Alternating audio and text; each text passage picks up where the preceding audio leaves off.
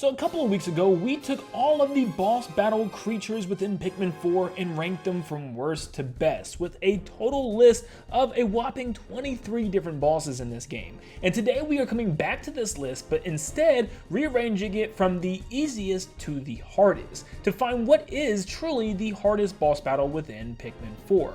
Now before we get started, a lot of people will bring up some of these enemies that I have not added on this list, and I just thought I would share them once again just for those that keep asking for these certain enemies. I just didn't see them as boss battles, and that is the Creeping Chrysanthemum, Startle Spore, Bog Swallow, Puffy, Blowhog, and the Grub Chucker. But this list is based on my opinion, what I feel is very difficult based on my playthrough, so of course a lot of you guys might have different picks for yourself, but we're going to go over it all together. But thank you so much for tuning in. Stop what you're doing, leave a like and subscribe to stay up to date on all things Pikmin 4 and Pikmin in general. But let's jump into the video with all of the bosses from Pikmin 4 ranked easiest to hardest. Starting the list at number 23, we have the Giant Breadbug. The Giant Breadbug has no interest in your Pikmin. They don't want to eat them and they don't want to wipe out your squad. All they want to do is carry stuff around the battlefield, and it's your job to carry it back to your ship in order to sling him up into the rocket and hit his head in order to deal damage. Now you can also deal damage by throwing yellow Pikmin on his back, and some said purple Pikmin work as well, as I couldn't get them on their back, so you probably had to stand on a high part in order to hit them with purple Pikmin. But yeah, they don't really pose a threat whatsoever, and they're more of a nuisance if anything. Next up we have Porkillion, which is one of the very first bosses you'll fight in this game. All you have to do is move around him until all the spikes shoot off, or just wait for one section of spikes to shoot and run into it. Now what makes this so incredibly easy is just how slow the spikes shoot, and they don't even try to come near you. I mean, you literally would have to try your hardest to let these spikes hit you. It is very, very easy, and it's just really a waiting and rinsing and repeating until it finally shoots all of its spikes. Yeah, doesn't pose much of a threat at all, even though it is the start of the game. Foolix was actually one of my favorite bosses in the game, making the top 10, but it is an extremely easy boss battle. I don't even know if it's possible for your Pikmin to technically get hurt at all. Once they jump into the goo, you can actually call them back relatively quickly. I mean, yes, it can grab you and Ochi and chuck you, but for the most part, it's not that difficult. For one, if you have any ice Pikmin on you, which you definitely will, they will just automatically start freezing the thing once it attacks you, meaning that its own attack is going to end up hurting it. And there's multiple ways to take it down besides just freezing it. You can pull its tail, and you can also freeze it if you wanted to, which makes this an easy boss battle altogether, even though it is, to me, a really good one. I think to make this a little harder, they should have made the goo do some type of quicker damage to the Pikmin, for instance killing them off after a certain time, but I don't even know if there is a certain time where it does kill the Pikmin. I've always been able to call them back with plenty of time to spare. Number 20, we have the Blizzarding Blowhog and the Titan Blowhog. Both of these are just giant versions of the Blowhogs, and they're really not that difficult. I think there's a lot of elemental attacks in this game that just don't do a lot of damage to the actual Pikmin that don't match that color. You can just call them back real quick, and before you know it, they're all safe. Yeah, lots of these can be one-shot, especially with Ochi and just a decent size of Pikmin, so they're not that difficult. Coming in at number 19, we have the Arctic Cannon Beetle, which I felt wasn't that difficult. It just really depended on the stage and the version you fought. Sometimes I think the hardest part about this boss was just getting to it, as it would shoot snowballs down a ramp, but if you have all the Pikmin on Ochi, you're fine. All you have to do is get behind this thing when it's getting ready to chuck a snowball, and it slowly, ever so creepily, tries to turn and hit you.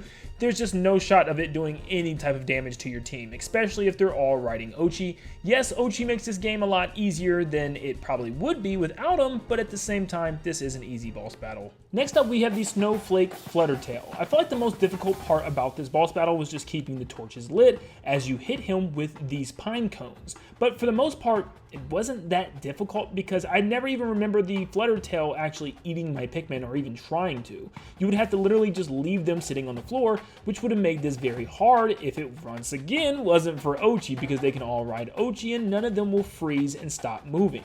But yeah, it's just a matter of going back and forth, lighting the torches and throwing the pine cones at it in order to stick the Pikmin to its fur, which was very simple to do, and especially considering the fact that you had a large sum of red Pikmin, so all you needed to do was use one Pikmin in order to melt the snow off of it and then throw the rest onto its fur. Once again, not that difficult, but it was an interesting take on this boss battle, actually utilizing something else besides the Pikmin. Number 17, we have the Crusted Rum Pup. This one was actually pretty unique because you had to have a certain amount of Pikmin grab onto his tail in order to bring him down to the ground. But the problem is his attack pattern was kind of weak. They didn't really do anything to shoot any projectile at your Pikmin or knock your Pikmin out of the way, and its rush was very, very slow and delayed, meaning that odds are you're easily going to move out of the way before it even tries to rush you. The only way you're probably going to lose Pikmin is if some are on the battlefield. When it recharges, it'll probably grab a couple before it gets back down to the ground, but for the most part, it has one attack, and it's not a very good one. Next up, we have the Horned Cannon Beetle, and once again, most of its difficulty comes from getting to the boss battle in the first place, where its boulder can actually devastate your Pikmin. Unlike the snowballs from the other version of this creature, it won't just pick up your Pikmin and toss them to the end. Sometimes it'll completely kill them completely, which can easily wipe out your team before you even know it. But this one has more of a unique take on it. You actually have to throw a Pikmin through its little blowhole in the front in order to clog it, and then go around to the back. So once again, it's nowhere near as difficult as it could be, like we've seen in the past games, but the road to reach this enemy, and not to mention the giant boulder, can definitely do some damage. Coming in at number 15, we get into boss battles that can pose a little bit of a threat to you. The BugEyed Crawl Mat comes in next, and this one is very unique and a really fun boss battle. You have to take out both of its eyes before eventually it flips over, allowing you to take out its underside. It has a very slow charge, however, which is just not fun. But the way that it also grabs your Pikmin is something that I've found to be very peculiar. Is on the way back after it charges, it might scoop up a couple of lost stragglers that flew off of its eyeball, which can easily take down some of your numbers of Pikmin if you're not paying attention. But overall, not a terrible boss battle. The only reason it could be kind of hard is the fact that, yeah, it's mostly taking place in water sections, so some of your Pikmin might get flung off into the water and take water damage. Number 14, we have the Mammoth Snoot Whacker. This one can be difficult just because of its giant trunk has a huge radius when it attacks. It also requires you to be very quick with Ochi and do 2 dash attacks against him in order to completely flip him over. But once he flips over and is getting ready for his attack, you better call all your Pikmin in and get well out of the way, or that trunk is going to knock everybody down. Now, as far as how many Pikmin does it actually eat, not that many, so therefore it's not going to be that difficult, but I did think it was a little bit different because it had one of the biggest radius of attacks in the entire game. Number 13, we have the Jumbo Bulborb. Now this one's a little bit interesting because it actually changes how it works from the other games. This one is very hard to one-shot even with a giant army of Pikmin, and some of the stronger ones like the Rock Pikmin. It will still be alive, not to mention the fact it has a new dash forward and fall over animation where it can just dive on top of your army and grab like 5 or 6 Pikmin in its mouth before you can even call anything back in. It definitely moves a lot faster, and odds are you are going to lose some Pikmin against this, especially if you don't use the rush attack. This is where we start to see the difficulty increase in the game. Next up, we have Guildamander, which is one of my favorite bosses in the entire game, and I believe I placed him at number 2 of my original list, but it's also not as difficult as some of these later bosses, but it definitely can be. With really one primary attack with its tongue just sticking out, you wouldn't think it would be any difficulty at all with this thing, but yeah, it can be, because it's your job to ram into it in order to knock the gold nuggets off of its back and break them down with your Pikmin. But the thing is, it jumps up pretty quick, and you could be destroying a piece of gold not knowing it, and his tongue will come out and swipe your Pikmin before you can even blink. That tongue comes out pretty fast, so you have to be really good with organizing your Pikmin and calling them back at the right times, or you're gonna get your whole crew licked up before you even know it. Number 11, we have a giant Wollywog. Well, yeah, I know it's Wally Hop now, but it will always be a Wollywog to me. But it's called Master Hop. It's just the giant version of this creature, and yeah, it jumps up and down and tries to crush your team. Now, this isn't too bad because of the Ice Pikmin. The Ice Pikmin save this so much, and they can actually freeze him, allowing you to wail on him. But if you don't have any Ice Pikmin, you better hurry up and call them back, because he can actually one-shot all your Pikmin by just jumping up in the air and landing on a group of them, completely devastating your team. So you have to make sure you get them out of the way at the right time, or you can make a mistake and get your whole squad wiped by having them sit there on the ground and just get trampled on. Now down to the final 10 bosses in the game, we have number 10, Burrowing Snagit returns. Now this can be difficult if you just don't know the technique. You want to hurry up and chuck all your Pikmin as it's slowly coming out of the ground, because if you wait, odds are your Pikmin is not going to reach its head unless you have yellow Pikmin, and it will peck away at your Pikmin, completely devastating your squad. So yeah, it's not hard once you learn the formula, just waiting for it to stick its head out of the ground for the first part. Hurry up, throw your Pikmin on its head, and let them do their work before it goes back underground. Also, what can make this difficult is if you end up in a room full of them, like at the very last dungeon, there's 3 of them, where they can all come out of the ground and start pecking your Pikmin from different directions if you're not paying attention. Man Legs could have easily been looked at as one of the most difficult bosses throughout the Pikmin franchise, but the reason why it was nerfed so much wasn't because of the boss itself, but because of Ochi once again. You can actually just throw all the Pikmin on Ochi and go around it, making it a lot easier for you to dodge its bullet spread. But if you don't have Ochi near you and the Pikmin are running behind you, that can make things a lot more difficult, especially when you fight him again in the final dungeon, where the whole entire arena is covered in water, which means you have to call your Pikmin back very quickly if you're throwing non-blue ones, and you have to hurry up and gather them from the water before they get absolutely destroyed by its machine gun. This creature is still difficult for sure, but I think the help of Ochi makes things a lot easier for new players. Number 8, yes, I combine both the Puff Stool and the Toxstool, but it's really the Toxstool that makes things kind of difficult. The Toxstool is filled with poison and is able to shoot poison out from its pores and corrupt your Pikmin, which can be very detrimental to your squad. You have to hurry up and call everybody back, but what makes it even more difficult is the fact that it can even produce enemies along the ground and even drop spores along the ground as well, where you'll have to multitask taking out the enemies that it creates and also the spores that it leaves on the ground, making this a somewhat formidable foe. You can't just go charging around with Ochi on the battlefield, or lots of your Pikmin on Ochi's back will be corrupted by the poison, causing some serious issues, having them scramble and run around the arena where they can get trampled on by the Toxstool and the other enemies. For its ability to just revive and create new enemy life, it's pretty crazy. The Water Wraith is definitely one of the creepiest enemies within the Pikmin franchise, and it still is here in Pikmin 4. This creature is very mysterious as it rolls around the battlefield trying to crush you, but of course, just like the original in Pikmin 2, you can't defeat it until you get your purple Pikmin later on at the end of the dungeon. So you have to escape this guy, and this could be the part that's the most difficult. When you're trying to do a certain task or complete something, this guy is rolling around the area trying to crush your Pikmin, and if you're not looking, you might have a squad of Pikmin that you left back for some task, and they will get immediately one-shotted by the giant rollers on this thing, which is not good, not giving you a chance to even call your Pikmin back because they're already crushed to death. But then when it comes to actually defeating him with the purple Pikmin, it really is a breeze. I mean, all you need is like 5 to 10 purple Pikmin and you can just go to town on this guy. It's really not that difficult at all, and just taking him out without his rollers is a piece of cake. I know I've said this 1,000 times by now, but once again, the help with Ochi gathering all the Pikmin onto his body makes things so much easier in this game. Groovy Longlegs is one of the earlier bosses in the game, and it's a giant spider with 4 gigantic legs.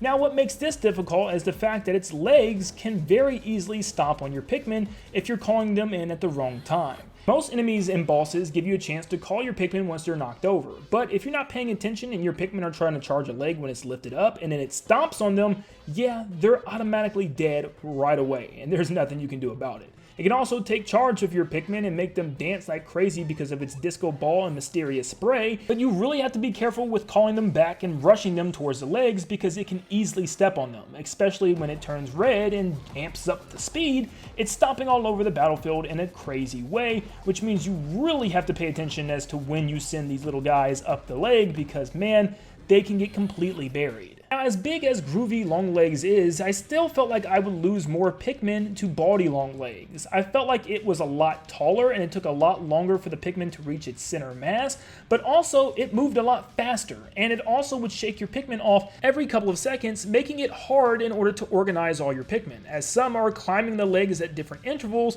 yeah, controlling everyone and making sure they all stay safe is a big task. Not to mention the fact that if you use a rush move, yes, it'll send up different groups of Pikmin, which means some will be on the ground, some will be on the orb, some will be on different legs, and yeah, it's just a big mess. Not to mention the fact that he can also walk around the entire battlefield and even get up on some of the higher rock areas. Number 4, we have the Smoky Prague, because it is just so incredibly dangerous. It shoots a toxic chemical that no Pikmin, and I mean not a single Pikmin in the game, can withstand. That includes glow and poisonous Pikmin, and it can completely wipe your squad out. So it has 2 real attacks, even though one isn't an attack. One attack it has is it shoots these giant orb of poison out, and it shoots a shockwave along the ground, meaning if you have Pikmin attacking its face and it falls off, they can easily run into the shockwave. It can also send out a screech attack, causing your Pikmin and Ochi to fly around the battlefield, making the Pikmin also run into its poisonous body, getting trapped underneath it, which is just another instant death.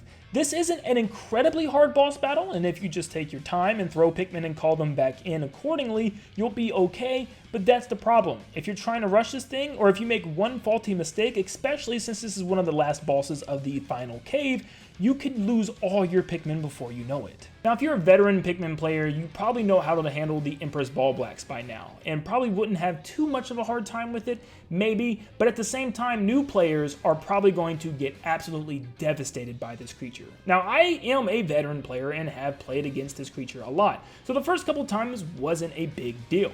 All I had to do was kind of charge it and let my Pikmin do damage, but make sure I called my Pikmin back immediately because it would toss your Pikmin to either side, allowing it to roll over. But it wasn't until the final dungeon, which puts you in this little tiny room in order to fight the Empress Blaxes, which you had to kind of keep rinse, repeating, and using sprays to make sure you got your most valuable hits in before it started rolling, which made this an absolute nightmare for me a couple of times. It's one of the only bosses where I actually had to restart the room because I lost 90% of my Pikmin due to one roll where it will completely squash them. Not to mention the other fights against Empress Blaxes has babies covering the battlefield which can nibble on your Pikmin as well and just be a big nuisance. Number 2, we have the Emperor and the Sovereign Blaxes. These creatures can be the epitome of annoying, and for the same reasons as the Smoky Prague, lots of those reasons are here. Once you start throwing Pikmin on its face, it will immediately stick out its tongue to lick them off of its cheeks and just start eating your Pikmin. It is going to be very difficult for you to completely avoid losing any Pikmin during this boss battle for sure, unless you're using bomb rocks or lots of sprays. It also has a screech which can throw you on the ground and causing your Pikmin and Ochi to go on a rampage, throwing them in nearby water, or also throwing them right underneath it where it will jump up in the air and crush them underneath. And once again, just that giant purple tongue licking every now and then is going to be very annoying for you very quickly. It can also cause falling boulders to come down from the ceiling and crush your Pikmin. There's just so much going in on this boss battle, it's hard to even pay attention sometimes what's happening. It has so many attacks and so many devastating ones at that, which makes it a true threat in this game. And don't even get me started on the room with multiple Emperor Blaxes walking around, because they all can screech, sending your Pikmin in a fury, going around the room and getting licked up by all the Blaxes, which can just be annoying. Also, by the way, you can't charge them or all your Pikmin will get squashed immediately. And of course, when it comes to the most difficult boss battle within the entire game, it is the Ancient Sire Hound, the final boss battle, because there's just so many phases with this boss battle and so many ways that you can get tore up. Thankfully, there's ways to revive your Pikmin in the first couple of phases. Even with the different electricity, fire, and ice, you can actually revive them by just calling them back, and it's not too much of a loss, but can still be annoying, especially the electric phase where the entire battlefield can be covered in electricity until you destroy all the fur balls that cover the stage. It's your job to get behind the creature and weigh down its tail in order to drop it to the ground. But as all this craziness is going on the stage, he also tries to rush you and also jump up in the air and crush down on you while you're too busy focused on the fur balls and the different elemental effects all over the stage, not to mention the poisonous last one that has the same poison as the Smoky Prague, but this time the poison is all over the battlefield in puddles, and he can also spit these puddles at you as well, meaning if you get any Pikmin stuck into this poison, they will die instantly. And guess what? He also has a Screech as well, which can cause Ochi and all your Pikmin to run into these puddles and all get completely wiped out. The Ancient Sirehound might just be the best boss battle we've seen in Pikmin so far, and it also might be one of the hardest, because not too many bosses have the ability to completely ruin your Pikmin with one major attack. It's pretty insane. With all these phases as well, it really ended up being one of the greatest boss battles we've seen so far. But that is the final list of all the bosses in Pikmin 4 ranked from easiest to hardest. Let me know in the comments down below what you thought was the easiest boss or was the most difficult. What would you have changed with this list and what would you have added if you could? Thank you so much for tuning in. Stop what you're doing for a sec and just take a quick second to leave a like and subscribe. It helps out a lot and these videos do take a while to make, so thank you so much for your support. And like always, I'll see you all on the next one. See ya guys.